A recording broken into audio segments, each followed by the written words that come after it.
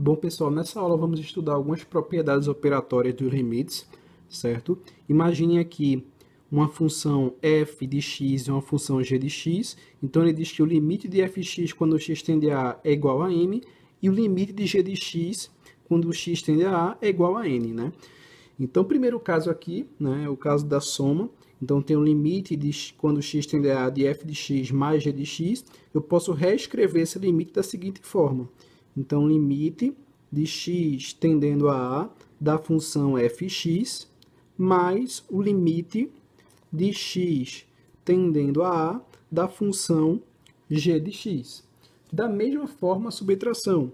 Então, eu tenho um limite de x tendendo a A de f de x menos g de x.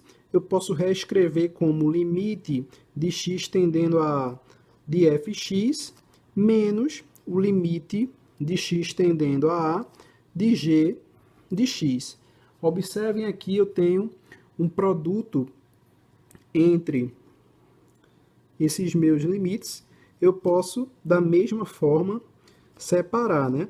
Então, eu vou ter o limite de x tendendo a A de f de x, que multiplica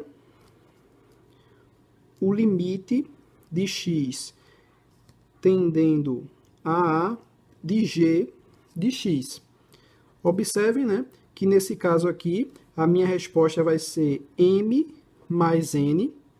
Nesse caso aqui, m menos n. E nesse caso, m vezes n. No próximo caso, a gente tem aqui uma divisão, f de x sobre g de x, né? Então, eu posso reescrever da seguinte forma.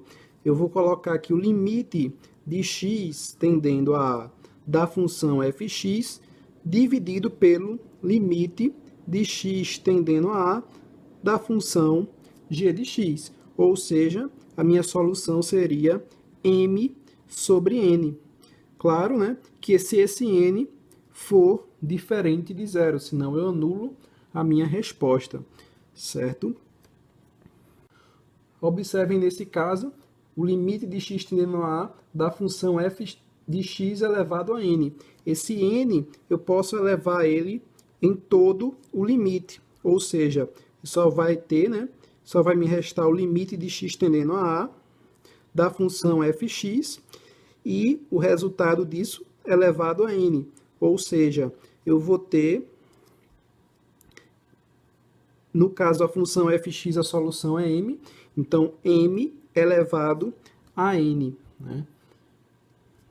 Nesse caso aqui, eu tenho a raiz, né, da função fx. Então, nesse caso, esse n, a raiz, né, eu posso tirar também para fora do limite. Então, eu vou ter a raiz do limite, né, da minha função, limite de x tendendo a A, né, da minha função fx. Dessa forma, eu posso escrever minha solução. A solução de fx é m, né? Então, eu vou ter a raiz de m. E para finalizar, eu tenho aqui o limite de c vezes a minha função fx quando x tende a A. Então, esse c aqui é apenas uma constante. Eu posso colocar ele multiplicando, né, do lado de fora. Então, eu tenho um limite de fx de x tendendo a A. E a minha solução, né, seria c vezes m. Bom, pessoal, o objetivo dessa aula foi apenas para passar algumas propriedades que podem ser utilizadas para a resolução de limites. Se gostou do vídeo, deixa o like, siga o canal. Até a próxima e obrigado!